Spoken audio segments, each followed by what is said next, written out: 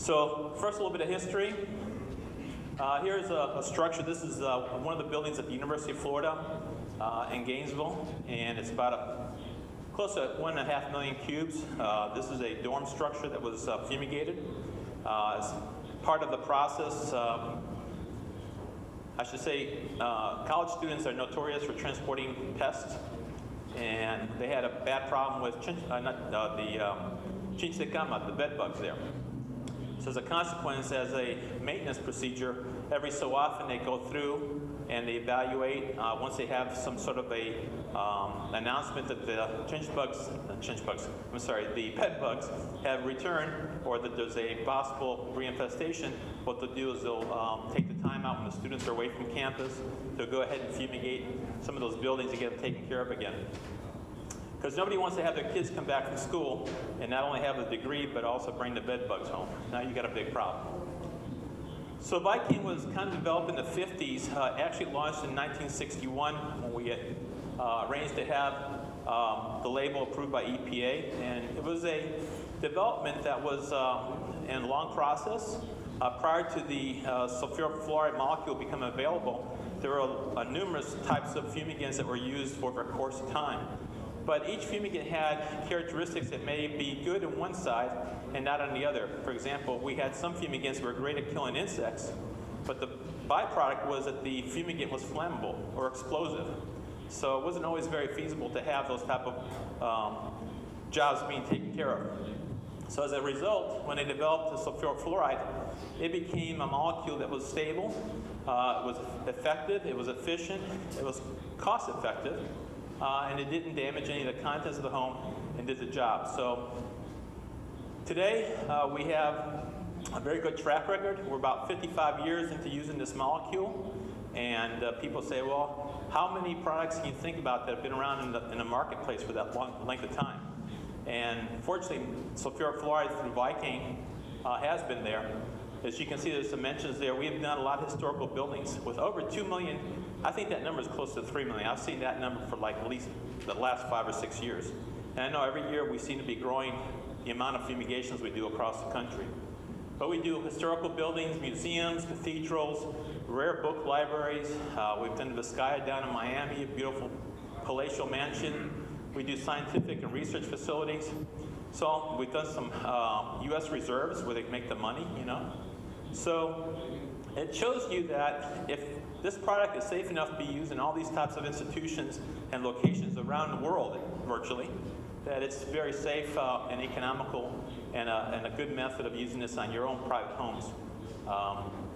So we also have a sister product that I kind of touched about yesterday called Profume. And back in the late or mid 80s, there was a discussion about methyl bromide, and they launched a discussion at the Montreal Protocol, and with the effort of trying to minimize the use of methyl bromide. Methyl bromide was a very good structural fumigant at one time too, but it is very latent, it's a very heavy molecule, and as a consequence it will stay inside a structure for a length of time that may be inordinate and not feasible for people to come back into those quickly. Last time that the methyl bromide label was used for structural fumigation, it had some very rigorous requirements that in order to clear the structure, you actually had to go into all the wall cavities of the structure and take individual readings to determine if there's any levels there that were not allowing reoccupancy. And the gentleman from methyl bromide, Kurt, you might be able to correct me on that, but sometimes because methyl bromide had a characteristic that would be contained with a confined area and it would desorb over a period of time, you may have an actual aeration process that you think is sufficient one day, and then all of a sudden you would find that the fumigant is now desorbing or releasing itself from adjacent areas. So while it was a very good product, at one time at the fume school, we actually used to do a methyl bromide fumigation of a structure, and then we would do a Viking fumigation just so students would have a comparison of the two. Methyl bromide was very, very economical, very good. It did have some characteristics that it would sometimes react with certain compounds in the structure. In the 70s, everybody had shag carpeting, you know, and they had the underlayment was usually some sort of a padding of natural materials, and sometimes you would get a mercaptan smell. So it was a very good product, still a very good product for commodity business. But going back to the Profume, after the Montreal Protocol, we started getting some requests from different agricultural growers and people in the agricultural industry, and they're saying, well, can there be some way to make an application out of sulfuric fluoride for treatment of commodities? And I have to be honest with you, we're still going through a lot of protocols to look at food tolerances. As we did with methyl bromide for a period of almost 30 years, for every single product that you want to use to treat that with that molecule, you have to run tests to see what the long-term residuals are going to be and tolerance of that molecule. So we have partnered up with some of our scientist friends, and we have developed the Profume gas fumigant, which is basically sulfuric fluoride. And currently we're able to do a lot of fumigations on nut seeds, and we do corn also. We do anything that's post-harvest for insect control, but it is yet not labeled for products that are going to be for human consumption. So a lot of times we're treating warehouses, silos. We're killing the insects there, but we're trying to keep the exposure to consumables away from the fumigant itself. So we received our U.S. registration in 2004, and as you can see, it's a relatively new application. We're still developing it. We're 12 years into the process almost, and with every year that goes by, we're finding more ways to use it, and it's become a very good opportunity for us to be able to expand our molecule. So people often ask this question. We have sulfuric fluoride that's Vicane, right? And we have sulfuric fluoride that's Profume. And I'm going to tell you the truth. They're both the same product. But by the way that they're registered through EPA, there's only certain things you can do with each one. Specifically, Vicane gas is used for structural fumigations. You can do mobile homes, all types of buildings, building materials. You can do containers. You can do vehicles, automobiles. You can do ships.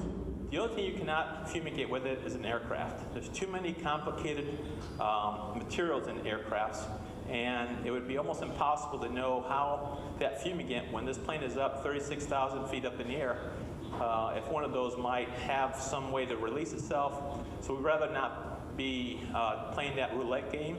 We'd like to go ahead and be on the safe side. We don't allow any fumigations of aircraft. We will fumigate aircraft parts, and we will fumigate components, but not the whole entire aircraft. We recently had a call from one of the factions of the military, and they want to know if they can fumigate these helicopters that are coming back from the Middle East. And I think we worked something out where they broke them down, and we were able to help them with that, so that was accommodated. With the Vicane, there's no food tolerances. We cannot have any food in the structure. You saw me yesterday talk a little bit about the bagging processes, using nalofume bags to protect the food from becoming exposed. And we had the option of using the bags or removing the contents of the home, removing the food products out of the home that were not, they didn't qualify to be either metal, glass, or having a factory seal on them. You're going to find out in a couple of slides that one of the characteristics about Vicane is that it's odorless. You can't smell it. So I was listening to one of the anecdotes from one of the other speakers, and we had a situation not too long ago in Hollywood, Florida, where a company was going to do a 2-story apartment complex, and I think the other speaker was talking about people that overreact when they see signs. Well, in this case, we had a building that was just literally tarped. They had put a big tarp over the structure, but they saw that the weather was going to get kind of bad. So they said, well, you know what? We've got plenty of time. We've got the whole weekend to do this job. The people are out of the building. Let's go ahead and leave the tarp on today. But because it might have a big thunderstorm tonight, let's not fumigate it, right? There's no signs on the building. But the neighborhood got a little bit nervous, and they called the fire department and the police out there. And the police found out who owned that job. And they said, well, you need to come out to the job site because the people are getting sick. And the police says, well, you need to come out here and deal with this issue because people are being carried away in ambulances, and they're claiming that they're getting sick from the fumigant. So the company that went out there that was going to do the job said, then what you need to do is you need to take those people in those ambulances straight to jail. And he says, why is that? He says, because the storm was coming and we decided not to use any fumigant in the building. So all those people are lying to you. There's nothing in that building, but it's just covered up. So that gives you an illustration how people start letting their minds work, and they start thinking about these adverse effects when there's no need to be panicky about it. So the point I'm getting to is because Vicane does not have an odor to it, okay, you have to use a warning agent, which is chlorpicrin, and we'll look at that in a moment as well. So we go back to the perfume side. You already have read, and I've discussed a little bit of some of the things you can use perfume for. And there are some food tolerances that already have been worked out, but unlike Vicane, when you're going to expose different types of commodities, you don't want to have the chlorpicrin become an issue, so no chlorpicrin is used with that methodology of application. So a little bit of history. I mentioned to you that earlier this year I was working for Dow AgroSciences and I worked for Douglas.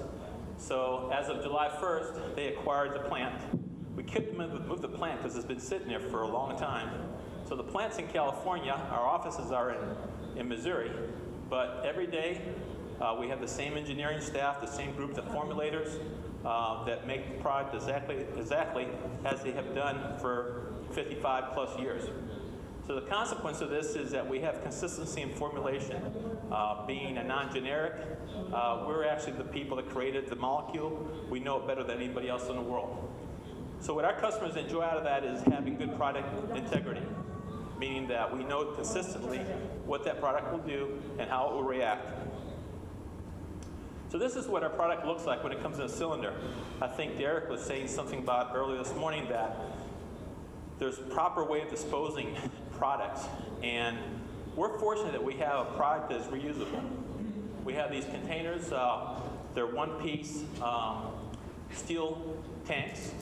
Each cylinder weighs about 107 pounds empty, and inside of it we put 125 pounds of liquid. That liquid is inside there. It's a non-flammable product. We have no problems at all working with sulfurofluoride in our environments. It's inorganic, it's odorless, tasteless, and colorless. So we have to be very careful because you can never detect where it's at unless you have the proper electronic equipment to do so.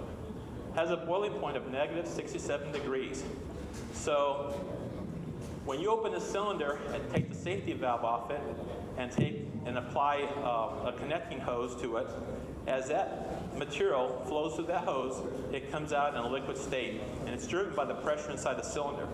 By the time it gets down a 100-foot length of hose, that's 1/8 of an inch inside diameter, there's a magical change that happens that exchanges it to become from a liquid to a gas. And the way it does that, it absorbs latent heat from the surroundings and changes that molecule from that liquid state to a gas state. It's non-reactive.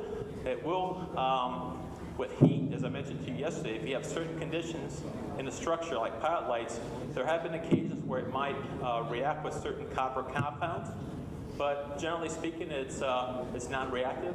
It's fast penetrating. This molecule will go through everything if you give it enough time, okay? We have fancy churches that have big laminated beams that are this wide. They're just layers and layers of plywood, and the wood will allow the cellular structure of the wood will allow the fumigant to pass through it, but it takes an extended period of time. So there's nothing that won't penetrate.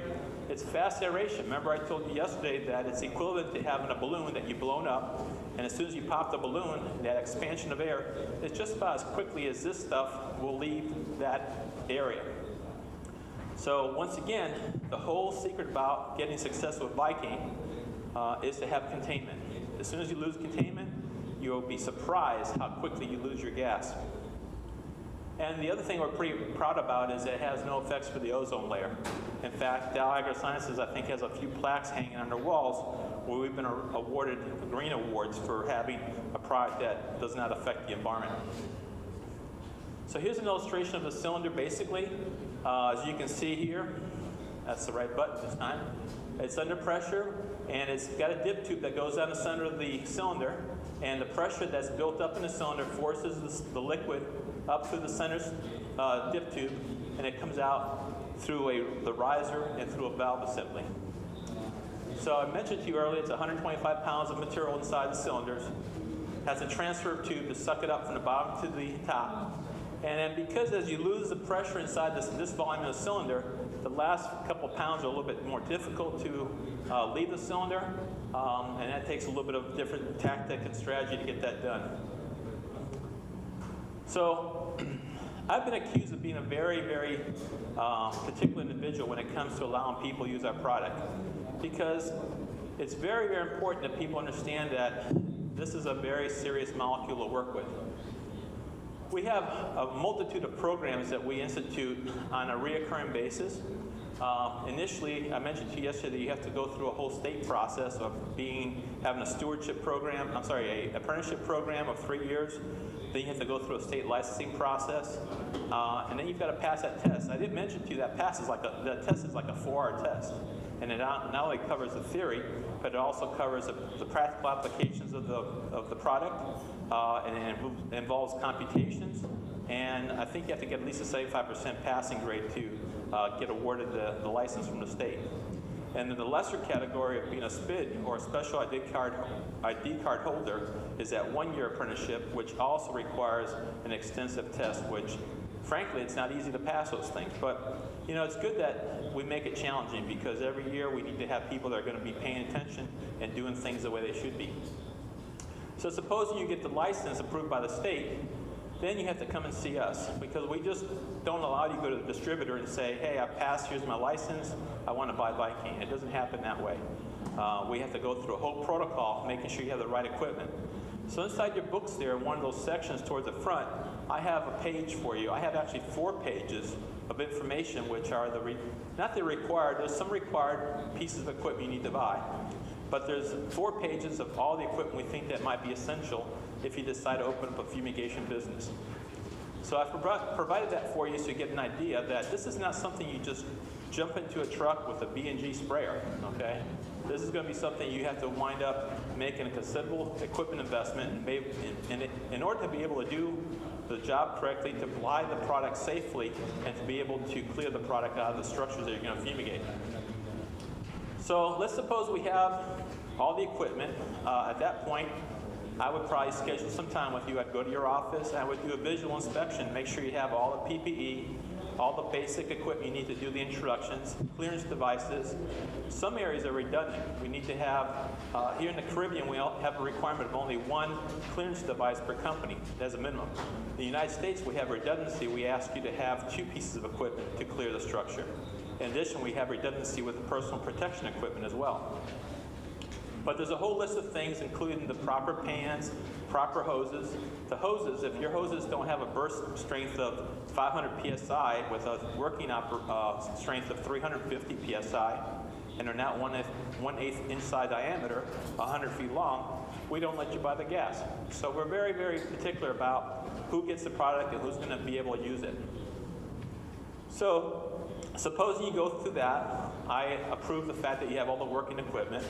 Then we put you through a 5-hour orientation just to verify that you have enough working knowledge to be able to use the equipment. And not only do you get inspected as the operator, but also the people that are in your crew have to be introduced to this orientation. You have to pass that also with the same 5 percentile. If for some reason you do not pass it, then we keep doing this, and we kind of do some remedial training with you to make sure that you know exactly how to read the label and how to follow the procedures to do fumigation. So supposing that you get past that phase, so the next phase is going to be, we're going to come out to you and we're going to arrange with the Department of Agriculture. We'll get out there and we will go out to your first job with you. We make sure that your first job, that we have a couple of our people on board. We're watching every phase, and we actually have a checklist, a protocol of how we're going to do this job to make sure that you are doing it the way it should be done. So people say that practice makes perfect. Does everybody agree with that? Yes. Not so much though. It's perfect practice makes perfect. So if you practice something wrong all the time and keep doing it the same way, you're going to keep that path. So we'd like to get you off on the right path, making sure you have a perfect practice. And hopefully by you having a chance to work with us in the field, it makes your life a lot easier. You have a pattern of flow that you can create with your crew, and you have safety. Because the number one thing that we say at Dow and now at Douglas is we want everybody to do what? We want everybody to go home every night. We don't want to have any injuries. We don't want you to have a problem with your fumigation. We don't want you to be a hazard to you yourself, to your crew, or to your customers. So for that reason, we're very, very strict on how this gets taken care of. So subsequently, you'll get through past that phase, and then we'll go on to an ongoing training phase. So every year, we do a few things. I put on about 13 to 15 presentations between the first part of March up through maybe the middle of April, sometimes into May, where we do what's known as caretaker training. And what we do is we invite all our customers that are currently purchasing product, and they have to go through kind of a refresher course, if you would. It usually takes about 2 to 3 hours. And what we do is we discuss with them things that are topical. We talk about safety procedures. We talk to them about changes in the label, things that maybe have changed in the last year. We go over any type of DOT requirements that have been changed or updated. If we've had a change to our label, and now we've recently had the global harmonization with the SDSs, we will cover that. We give them information how to get better access to our company, how to work with our new applications. So it's a whole list of different things that we do. If you fail to go to this meeting, guess what? You're not going to get to use the gas this year.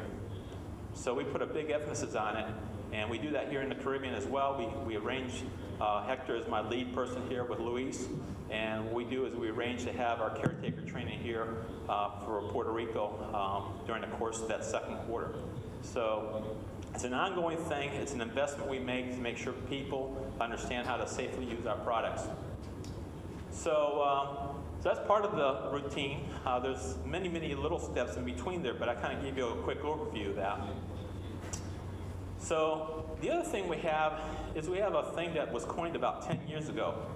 We said to ourselves, what are the 4 things that if you messed up that would put you in jail, would harm somebody else, or get you out of business? And we call those the Big 4. And the Big 4 means you have to follow our protocol that you must always use a warning agent.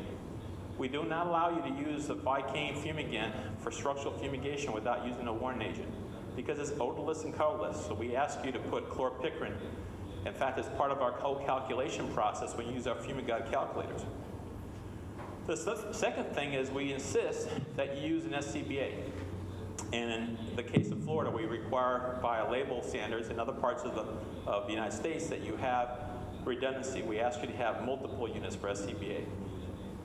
The third component is not using secondary locks. This came into play about 13, 14 years ago, approximately. We had people that were homeowners that, for whatever reason, they re-entered into their own homes. And as a consequence, we had 2 individuals that passed away because, I don't know if they couldn't read, but there was signs saying, do not enter, peligro, veneno, danger, but they still entered. So we had to almost start protecting people from themselves. And that's what evolved into what we now know as a secondary lock system. So at all our fumigations, any passages into a structure have to be locked with our own locks as a secondary device to prevent people from coming in. You say, yes, they can break a window and get in, but that's not a normal way of entry. So by the time, if you're that desperate, you're going to break in. And yeah, we have people that break into homes to try to steal things, but those are the exceptions. But the objective here is to make sure that the homeowner themselves cannot injure themselves by entering the structure. The first line of defense to prevent that is also because we have a tarp over the structure. Hopefully, as you open up those tarps to try to gain entry to your house, the first thing that you should be encountering is the chlorpicrin, which is an irritant. It's a lacrimatic irritant. You'll start having tearing of your eyes. It affects your mucous membranes, and it deters you. It's tear gas.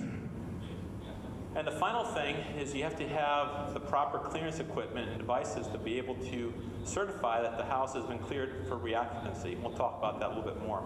But the Big 4, if you fail to do any one of the Big 4 during any phase of fumigation during a year, we have the capacity in joint collaboration with the regulatory people that we will stop sale to you, which means that we will no longer allow you to do fumigations with our product. There's currently some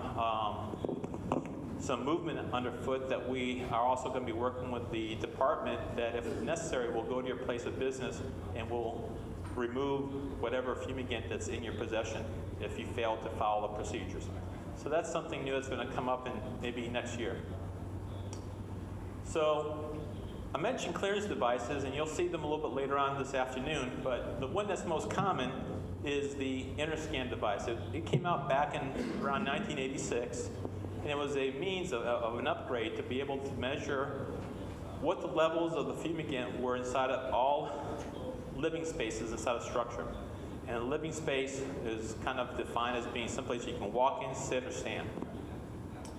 So as a requirement, all our distributors have a responsibility of making sure they come out and check your equipment at least once a year during the caretaker presentations. Furthermore, if you have an InterScan device, you'll probably have to go and have that unit. It has to be checked by the manufacturer's specifications once every 30 days or within 30 days of use. So this is something that is typically found. Now there's other pieces of equipment. We have 2 devices that have come on board since then. We have a device called a Spectros device. It's called an Explorer IR. It uses infrared technology to be able to take readings and give you low levels of concentrations on a display. There's also a new device called ClearCheck from Germany that has the same type of technology that will hopefully show that to you. I think we have a ClearCheck, right? And we have the Spectros here too. Good, so we'll get to see those later on. So the next thing we have is we talk about our stewardship requirements, and I made mention of the DOT. So the one thing we want to make sure is that these cylinders are not just put into the back of vehicles and haphazardly transported around a community. Because of that, we have requirements that they be secured to the vehicle so they cannot be moved around. DOT in the United States requires that there's no movement laterally, sideways, up or down of more than 4 inches. So we also have a requirement that you have to have methods of securing the cylinders so they don't get stolen, okay, and that they stay as part of your property. So we have locking methods that must be used. You must use 1 layer of security in transportation, and wherever you happen to store the material, you have to have 2 layers of security. So here you see a gentleman that's opening the valve to a cylinder of Vicane. He's using a full face shield. And you notice that he is not wearing any gloves, okay? Somebody mentioned that using, I think, the phosphine tablets, that you virtually just have to use that 1 respirator piece and the cotton gloves. Well, Vicane virtually, you could apply that naked if you wanted to. I wouldn't recommend it, but the only thing you're required to have is this full face shield, a full face shield or splash-proof goggles on it. So, as it says up on the panel, it says that the product can only be sold to certified applicators. If you're not certified, you won't have access to it. And as with all the other registrants' products, we have some safeguards. Recently, I think about 7 years ago, EPA made a mandate that all fumigant registrants, in addition to the regular label and to the SDSs, which used to be called MSDSs, must have a fumigation manual that they can provide for their product. So this is our fumigation manual here, and it's considered to be part of the label. So as our good friends from the Department of Regulatory, our DAX inspectors come out to visit our fumigators on site, they must have the proper label, they must have the proper SDSs, and they must have our manual in order to be allowed to apply the fumigant. So the manual has a lot of very detailed information about how the fumigant, the properties of fumigant, how to apply it. It has all the schedules for all the different insects and targets on that label. It's a very comprehensive manual. And as everybody has told you, and this seems to be a very wise but redundant statement, is you must learn to read the label. I understand in Puerto Rico we have a translation of label that's provided as well as a requirement. But you need to read and follow all the label precautions and directions inside there. If you follow those, you never go wrong. The vehicle must be at the site that you're doing the fumigation. It cannot be left in the office. We do not allow to have electronic versions of it. You must have the physical label. Because I don't want to rely on somebody going out to do a job and all of a sudden their cell phone runs out of battery, okay? So I've never seen a book run out of batteries yet. So the other statement here is that this will never be superseded by anything else. The label and this manual work together in conjunction to regulate how this product gets used. So a little bit about inhalation exposures. We've talked extensively today about all the different safety processes and procedures. But should you happen to have an exposure to sulfurofluoride, the type of typical exposure responses you may have would be something like this. And we use the acronym of NSAN, which stands for nausea, slowing of movements, abdominal pain, numbness in extremities, and difficulty breathing. Those would be some of the symptoms you might exhibit or experience should you happen to have an exposure to sulfurofluoride. So, in order to combat that, when you're working with it, there are proper times. Here you see the initial opening of a tarp, where this gentleman is wearing an SCBA device. So, as long as you're working a rated and certified SCBA piece of equipment, or a combination of air supplied SCB respirator, you'll be fine and you'll be protecting yourself. Now, because sulfurofluoride, unlike methylbromide, is not soluble, highly soluble in water, it will not penetrate your skin.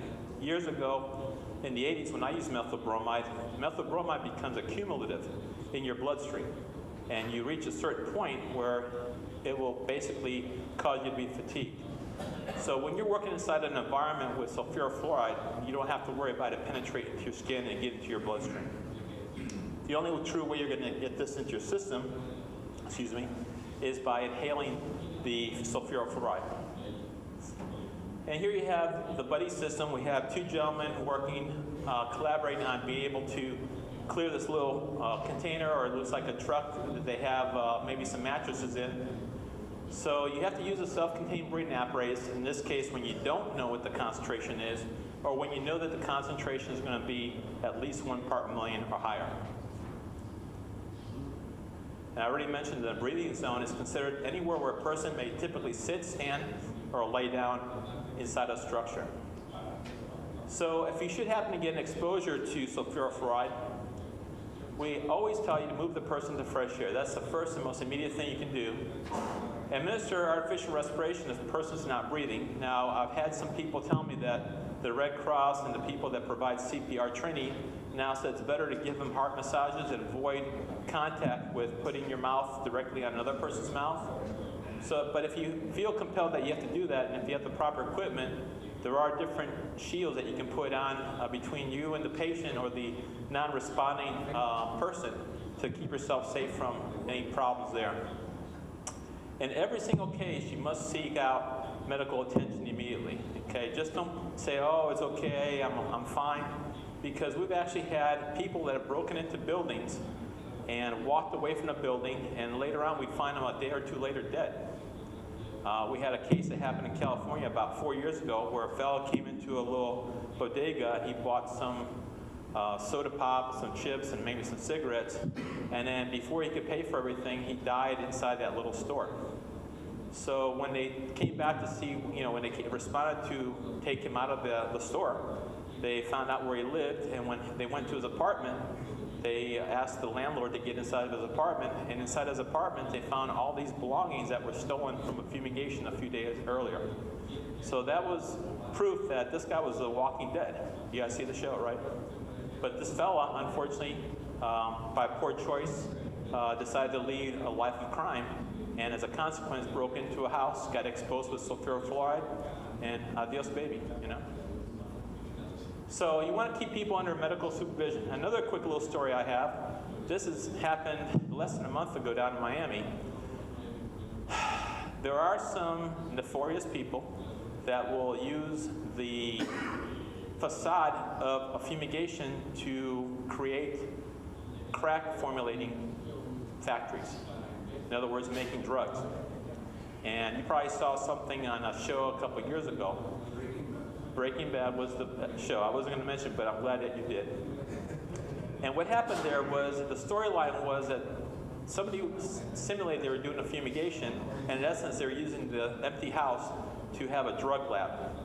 So this happened in reality about less than a month ago in Miami, where we had a company do a fumigation, and they wrapped the house, they put the signs on it, they let the exposure take place over the next 18 to 20 hours. They came back the next day and the house is demolished. They had taken one of those personnel carriers, they had run over the gate, the fence, They had smashed in the front door, and this house is demolished. The tarp was still there, but it's kind of tattered up.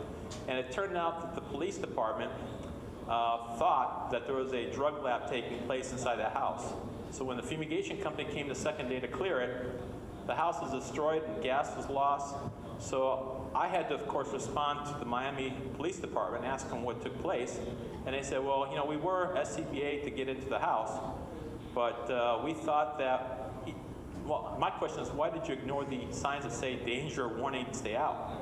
And they told me that that they thought that was a fake sign that was just put up there to keep people from snooping in. So you never know what you're going to run into this business. So my next question was, of course, did you guys take proper precautions when you entered the structure? And they said, yes, you know, we were SCBA and this and stuff. But had they not warned SCBA, or had they found somebody that was in the building without protection, my first guidance would have been to take them to get medical observation for the next 24 hours. So at least I didn't have to worry about the other part of it. I don't know how the fumigator worked the details out. As it turns out, because I know you want to know, there was no drugs being made in the house, okay? So they demolished somebody's house on the pretenses that maybe it was. So, no question? Okay. So I want to tell you the bad news, that there's no antidote for sulfurofluoride, okay? You're either going to survive it or you're not. So that's why we're very, very particular on how this gets used. The other type of exposure you can accidentally get is you can get a dermal exposure, meaning that supposing your hose is a little bit worn out, or maybe the little valve or the little clamp that's holding the hose onto the adapter blows off, or the hose blows off, there could be the potential that you might be in the stream of the liquid that comes out of that tank. Now, how cold was that liquid, did I tell you? Negative 67 degrees, right? Is that pretty cold? Yeah, it's like that picture where they put the rose in the jar, and they take the rose out of the jar and they smash it and it goes into little pieces. So for that reason, you could have a burn. You'll actually have a burn on your skin, which your skin could come off. It says up here, you do not want to wear rubber boots or gloves while applying, because if you should happen to have that very, very cold, freezing cold, sub-freezing cold liquid get into either your boots or to your gloves, you could risk freezing your toes or your fingers. So it's better not to have those things. So you say, well, what happens, Steve, if I do get exposed to this? Well, the immediate treatment first is you want to thaw out your skin. You don't have a requirement to wear long sleeve shirts when using sulfurofluoride, Vicane. And the reason being for that is if you should happen to have sulfurofluoride get onto your shirt and then it's attached to your skin, what's going to happen to that piece of cloth? It's going to stick to your skin, okay? If that should happen, the solution is either way. You want to apply some water to the contaminated clothing, okay? And you don't want to, the instinct is, you know, human instinct is as soon as you get something on your skin, you want to take your clothes off. That's the last thing you want to do here. You want to thaw out the frozen area and then remove it, because if you suddenly take the clothing off of you, you're going to probably take a couple layers of your skin off with it. So once it's thawed out, you can remove your contaminated clothing. You want to rinse the skin for 15 to 20 minutes. And then you want to go to a poison control center or seek medical attention for that condition. The eyes, the same thing. You know, God gave us only 2 eyes and 2 eyes only. So they're very precious. You want to protect them from having an accidental burn. So the other recommendation is when you open up a valve, you want to have the outlet pointing which way? Towards you or away from you? Away from you, right? Just in case something happens. So you can protect yourself by using these 3 types of devices. You can use a full face shield, splash-resistant goggles, or if you don't have either one of those, you can take the hose off the front of the mask for your SCBA and use the mask piece alone as a protection for your eyes. If you should happen to get exposure to your eyes, we want you to hold your eyeballs open, right, and rinse them for 15 to 20 minutes. And I think it was Derek or one of the other fellows said, you know, this is not the time to learn what's on the label, because you won't be able to read, right? So you want to know these things in advance. This is a nice dispenser over here, and it has a limited amount of water. And I always kind of, when I'm out in the field with our customers, I say, well, what are your first aid devices that you have? And it's always good to have a hose because there's always a way, or most of the time there's a source of water nearby. And we like, most of the guys also use in our business the water hose, which you can't use with the aluminum phosphide. But we use water hoses to be able to fill our water snakes. So that probably wouldn't give you 15 minutes of continuous rinsing action. If you have contact lenses, you want to remove the contact lenses after you've thawed your eyes out, because if you don't, you're probably going to rip the cornea off your eyes along with the contact lens. And then, as with any exposure, you want to call the poison control. You want to seek immediate medical attention to get some attention to your condition. So what we've provided is a little bit of emergency response card, because when things are going bad, things happen very quickly. So in addition to a placard that we give all our fumigators to mount on their vehicles, and they usually tape it to the side walls of one of their trucks, we also give them a little wallet card they can keep, and everybody in the crew carries it around. That way, if something should happen to go wrong, they know the number to call and how to get immediate attention to their needs. So this is our little response card that we provide everybody that uses our product. So going back to the cylinder storage, we want to make sure that the cylinders are transported in an upright position. And there's 100 different ways you can do that. I happen to like this system because it secures the cylinder. It has a locking device, so this cylinder cannot be lifted up. If Mr. Koppel and I wanted to steal this and lift it up, we'd have a very difficult time doing that. We want to store it in dry, cool areas when it's under lock and key inside of a structure. And you want to have some sort of designation that lets the fire department or any emergency responders know what's inside your storage area. So if your storage area is inside of an occupied building, there's a couple things you need to do. You need to either have forced air introduction, where you have exchange of air inside that storage area in case you should happen to have a leak, okay? Or you can also equip it with a permanently mounted monitoring system that would give you an alarm should there happen to be a sudden leak of the fumigant. In the 30-some years I've worked with the fumigant, I've only had 3 occasions for leaks. 2 of them were through a bad valve seal, and 1 of them was from a damaged cylinder that was in an incident. So the other thing we ask you to do is when you have to lift the cylinder, there's a bunch of different ways you can weigh it. The most common way of weighing the cylinder to find out what the contents are and how much you have to release out of there is using a base scale. It's a platform scale where you put the cylinder on top of. Some companies have gone to using this device here where you have actually a pulley system, and this is actually a bracket that's mounted on the cylinder, and you're able to lift the cylinder off the floor, and there's some electronic wiring here that's connected to a thermocouple, and it sends a signal to tell the electronic device what the weight of the cylinder is. So the problem we've had with this type of a setup is sometimes people don't buy this little hanger, and they'll just actually put a chain around the valve, and that valve is not designed to be able to support the weight of the cylinder. So you want to avoid lifting the cylinders by the valves. You can use a variety of different pulleys and setups to be able to get that up there safely, but more importantly, you want to prevent any injury from this falling off and hurting one of your employees or possibly falling out on the ground and have a major problem with it. Because remember, this is a pressurized cylinder. So if you happen to break off the valve, who knows what's going to happen with that? It's going to fly around. You can have liquid, cold liquid going in all directions. So I saw a picture here the other day. Somebody had a picture. We want you to secure and transport the cylinders in a nice upright fashion.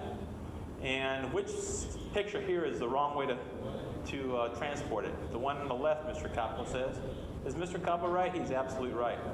But I remember a time period when this is permissible, Now it's not so much.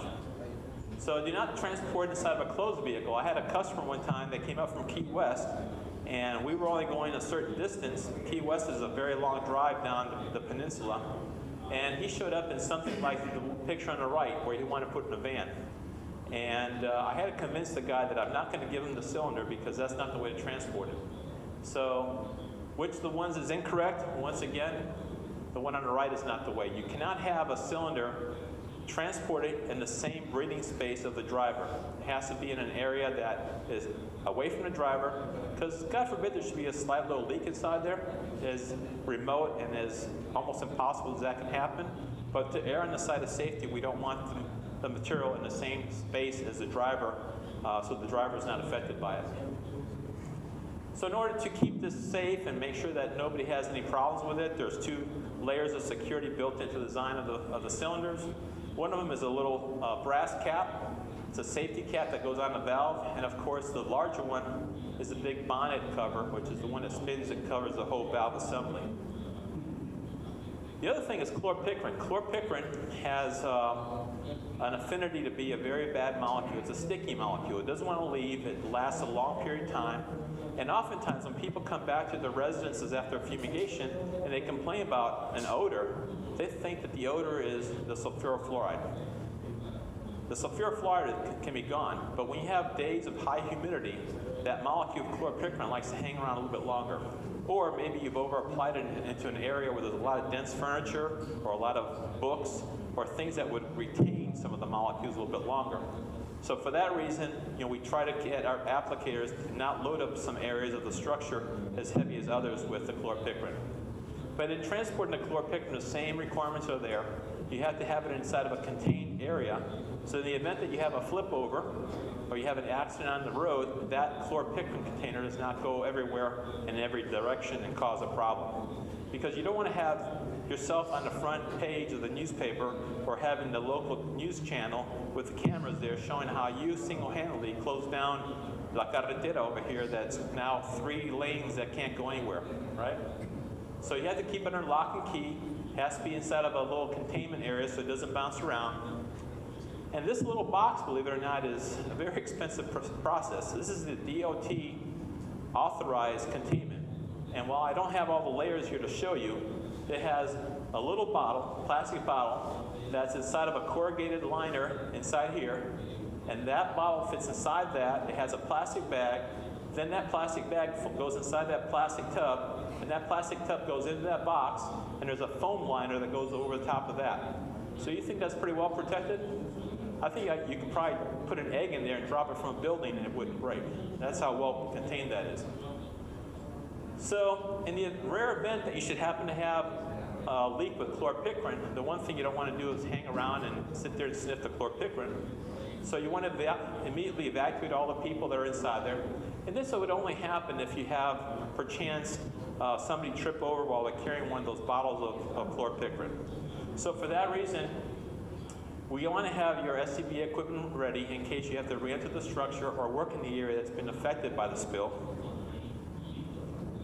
And you also want to move that container.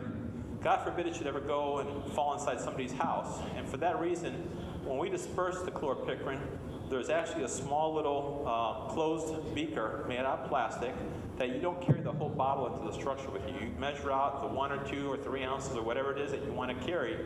And it has a screw cap on it, and you leave the big pint bottle in your truck.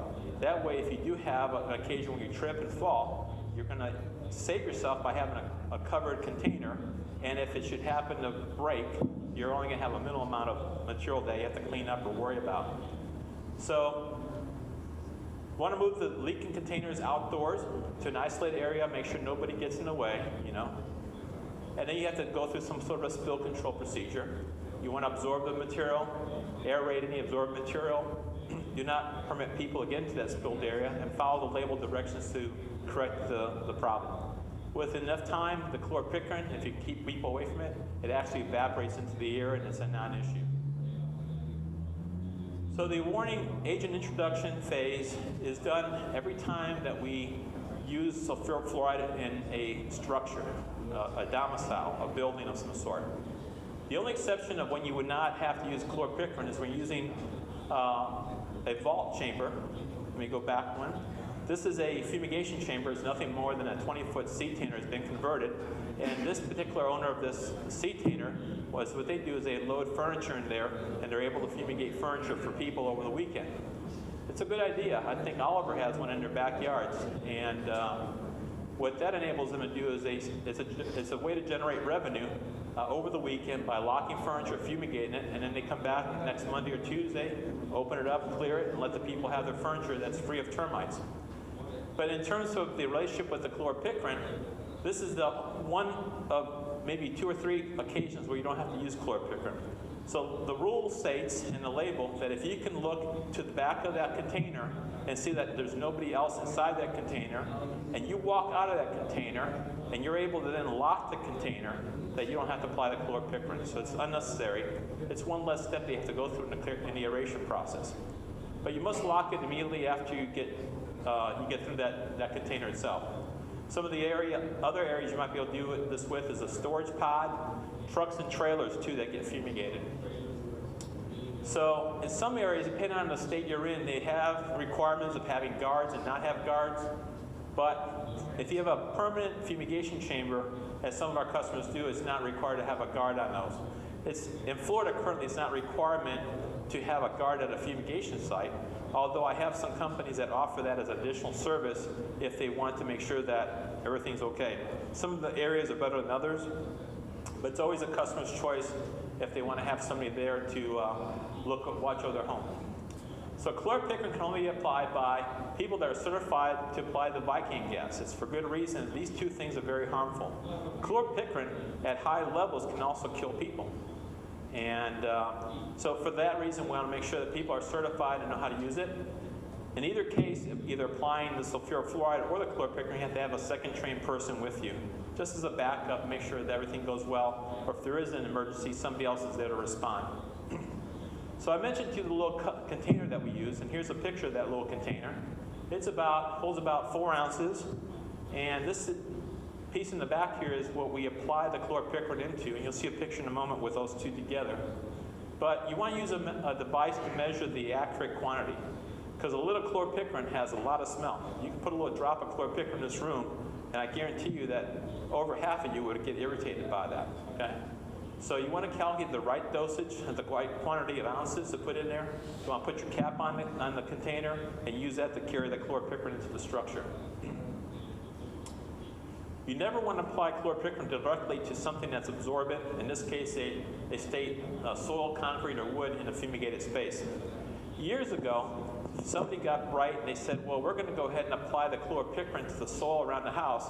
That way it doesn't linger inside the house too long. And that was absolutely the wrong thing to do, because there was a lot of humidity, a high level of humidity in the soil, and actually it made things worse. So it's better to use these little evaporation trays to apply the chlorpicrin.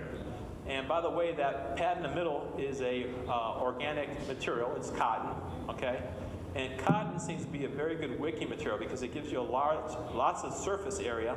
So it gives you a lot of a surface that the air current you're going to see in a moment can go over the top of it, and it picks up the chlorpicrin as it's vaporizing and changing from a liquid to a vapor as well. So the thing that with chlorpicrin, if you look at the SDS sheet and look at the fire and safety prevention portion, you're going to find out that it is an oxidizer, okay? It will corrode different materials. So the one thing you never want to do is you never want to use chlorpicrin inside of any metal container, okay? You can use, in the old days before you had the pans, we used to use ceramics, we used to use glass, and some plastics, but never use a pie pan. I used to see people use the tuna fish cans, you know? But you don't want to do that. So this is what it looks like if you actually do the proper application. You have a fan here that's actually going to be used to introduce the Vicane into the structure. And you see this gentleman is wearing long sleeves, long pants. He's using gloves as well, right? Do we need the gloves for Vicane? Yes or no? No. But we need them for the chlorpicrin. In addition to that, he's also using eye protection. These are Z87 rated glasses or impact glasses. And you never want to use goggles in applying chlorpicrin, because when chlorpicrin starts giving off its gas, you don't want to trap the gas between the construction of the goggles and your face. So by having safety glasses or a face shield or the face mask off your SCBA, that allows air to circulate and doesn't trap the chlorpicrin. So you want to introduce the chlorpicrin about 5 to 10 minutes before you're actually going to introduce the Vicane. And the reason you want to do that, it's a warning agent. So you check your crew members, you make sure before you actually do the fumigation, you walk through the whole house, inspect every room, room by room, and then you verify as you're working your way out of the house that there's no occupants, no pets, right? Make sure that cat, the next door neighbor's cat, like I talked about yesterday, is locked up or someplace where they know where he's at. Because you don't want the cat inside there when this is taking place. The other thing I didn't tell you yesterday is that chlorpicrin does not chase cats out. Something about cats, they're very, very finicky, and if you happen to have a cat that's stuck underneath a crawl space, you can put all the chlorpicrin you want, which I don't advise you to do. They will never leave. What they do is they close their eyes, they hunker down, they fold their arms under themselves, and they just stay there. And a cat will actually kill itself rather than come out. So we recommend people to have air horns, power leaf blowers, that sort of thing. But the best prevention is, of course, to make sure you know where all the cats are when they're all accounted for. Dogs, not so much. Somebody said, why don't you send a dog and ask the cat, see if it'll chase them out. Well, what happens if the dog wants to stay there? Now you got two animals to get out, right? So you apply the chlorpicrin about 5 to 10 minutes before the fumigation takes place. It gives ample time for anybody that might be in there to start screaming, and they will scream because they're going to start getting this irritation and sensation to their faces. So you place the chlorpicrin pan in the airstream, and we found out that the sweet spot for the airstream is not actually in the front of the fan, it's somewhere in the back, because a fan cannot generate movement of air in front of it unless it has a source. So what you do is you put the chlorpicrin pan behind the fan in this general area, and as it turns on, the air circulates through here and sends the chlorpicrin out. The one thing that we ask you not to do ever is to exceed more than 3 fluid ounces in any pan of chlorpicrin. So it means if you have a house that has a requirement for the Fumigate calculator to apply more than 3 ounces, the most you could ever put would be 3 ounces. You'd have to have an additional pan in the structure. The rule of thumb is you apply 1 chlorpicrin pan for every 45,000 cubic feet of space to be fumigated. But it also means that if you had to, or let's say the house is broken up into a very split design, you might take 2 ounces and split it up into 2 pans and put 1 ounce on one end of the house, 1 ounce on the other end of the house. The end game is to be able to get that chlorpicrin to quickly circulate through that structure and act as a good warning agent, and also to prevent people from wanting to enter the structure after the fumigation is underway. So here's kind of a quick little checklist to see how if you're listening to me. So we have personal protection equipment here, and you have to tell me whether full face shield is used for chlorpicrin or Vicane. Can you do that? Okay, so the first one is the full face shield can be used for chlorpicrin or Vicane. Let's see, survey says, yep, you got it right. Safety glasses, PIC or Vicane? Both? Neither one? Neither one's not a choice. It can be used for chlorpicrin, not for the Vicane, right? Because if you have a liquid, the liquid could fall on your forehead and drip down over your eyes, and the glasses wouldn't really protect you. So it almost makes sense that the splash-resistant goggles, because they're splash-resistant, would be good for Vicane, but not for chlorpicrin. And as I told you, you can basically shoot Vicane without any clothes on, and I strongly recommend you don't do that. But if you had to, you could use, you have to only use the long sleeves and the long pants, the gloves. For the chlorpicrin, for the Vicane, you don't have to worry about it. So, good. So, the warning agent has to be applied, and there's a rule in our label. It says that you can apply chlorpicrin in a single-family residence in 2 spots with 1 person. So we had to have a clarification about 3 or 4 years ago, and they said, well, what happens if we have a bigger structure or we have a multiple-story structure? How do we apply chlorpicrin? So the ruling came down that each person can apply 2 pans of PIC. If you had to apply a third pan, you had to do one of 2 things. You can either put an SCBA on and do all 3 applications, or you can train somebody to do the third pan.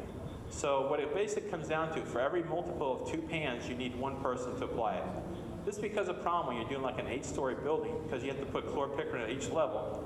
And you would need to either have 4 people that simultaneously go and do the building. But what's the problem with that? As you start releasing the chlorpicrin at one level, it's going to affect all the other people that are down below that level. So consequently, on larger structures, you probably will wear an SCBA. And a smaller structure, one level structure, you would probably could get away with multiple people. But either way, you have the option. 2 pans per person. Anything over 2 pans per person, you have to put on SCBA. And it seems to work pretty well. But just in case it doesn't work well, we have a researcher in our company called Dr. Ellen Toms, and she calls chlorpicrin as a self-correcting molecule. I don't know if that translates well. Does it translate well? Yeah, that means that if you screw up putting chlorpicrin the first time, you're going to know exactly that you did it the wrong way. And by that we mean is you want to work at the back of the building as much as possible, and you want to go from the back of the structure to the front of the house. Because obviously if you put the first pan in the front of the house, and then you go to the back of the house, you're going to have to walk back to the chlorpicrin, and that's no fun, right? So that's what we call the self-correcting molecule. Introduce it at the farthest point, and make your way to the front of the house, and then put your second site out. Now, not every house will you have two sites. Sometimes you have a house that's small enough, 30,000 cube home, may require only one PIC site. But you could also have a 30,000 or 20,000 cube home that's kind of split apart, and you may have to have multiple sites with chlorpicrin as well.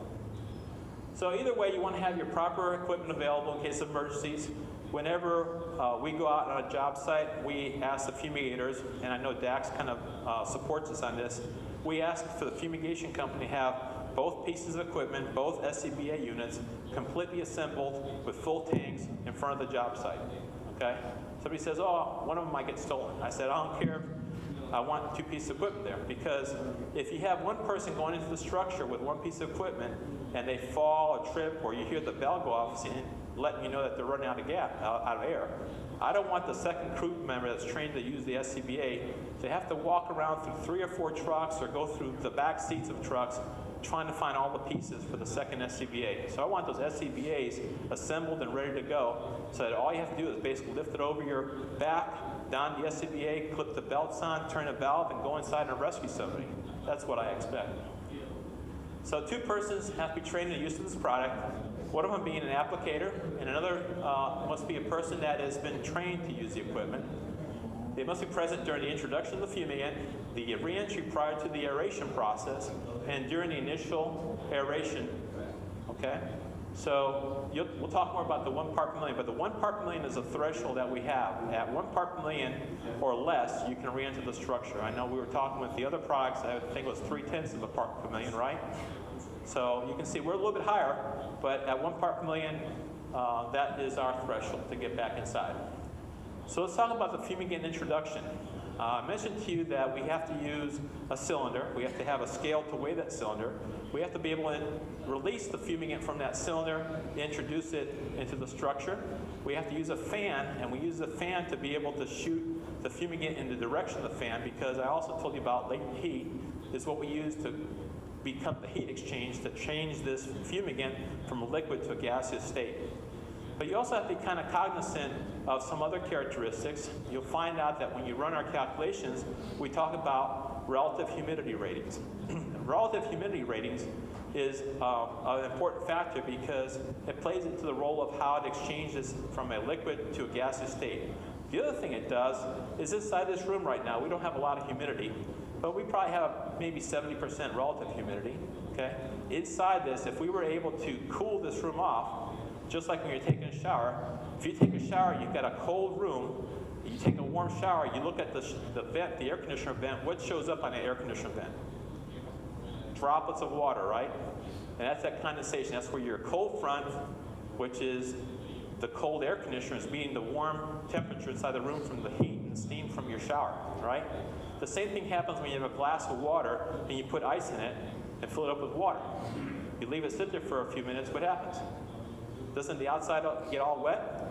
That's the contrast in temperature. So that's what actually happens when the fumigant is introduced too quickly into a structure. Okay, you can have this falling out of the water that's in the air into the room. So here's a lovely picture of what that condensation looks like. Okay, and at this point here, the application has not been done properly, so the fumigant has not been able to transfuse and go through that heat exchange process. So as we're introducing the fumigant, you have to mix it with air. Now, it's hard to control the flow of the Viking going through the hose unless you have the right size hose. When you open up that valve, if you didn't have a hose attached to it, you'd probably get about 20 pounds of Viking coming out at a single moment, okay? As a result, you're gonna have too fast of a flow, and consequently, you're gonna have a fog out. So by using a 100-foot hose that's 1/8 of an inch inside diameter, you're actually able to throttle that volume from about 20 pounds per minute to about less than 2 pounds per minute. So it's very important to use that hose for that reason. And that's what's going to prevent the thaw out. If you can control the release into that fan, you're going to be able to mix the air quickly with the fumigant, and you're not going to have an overpowering of the fan condition. So this is typical setup. You have a shooting hose here that's kind of hard to see. It's attached to the top of the fan, and it's in the direct airstream of that fan assembly. And you see the chlorpicrin right behind it. You want to secure the hose to the fan. You want to put some protective sheeting underneath it in case there's anything that drips out accidentally. Okay? And all the release points should be inside the largest part of the structure. You have a question, sir? You good? All right. I'm getting a signal here to hurry up. How are we doing on time? I'm done? Okay. Let me just quickly go through a couple of things here. Yes? Do I using the same font for the bike and for the Yeah, it's the same fan that can be used for it, right. Now, you can use multiple fans. Okay, the more fans you have in a house, the better. Okay, the more movement of air is great for equilibrium, which is what we need to be able to know that the gas is working. So you want to shoot the Viking from outside the tarp. Okay. You also want to have fan assemblies that go into the air ducts of the house so you can get the movement of the fumigant through there, and also it aids in the clearing process later on. You want to have your doors to the garage open so you get the fumigant going through all the structures. I'm going to quickly talk about the secondary locks. This is very important. You must make sure that nobody can enter the structure. And it means even the owner. So we have a bunch of devices. This is a clamshell assembly. Okay, you can use locking bars and pins on sliding glass doors. And of course you have to use warning signs. All the doors that are leading to the structure have to have a warning sign that's permanently on there, taped on there. And also on top of the tarp itself, you have to have another waterproof large sign that can be seen from all approaches to the house, visible from the road. And those have to stay on the structure until the fumigation is completely over. Must have a contact number. Yesterday somebody was asking, I think somebody from the EPA is, yeah, there better be a phone number on that placard that says that if I call this number any time of the given day, that somebody will respond to the situation. Obviously, when you get done with the process, and we'll talk about aeration later on in clearance, but we're almost done here.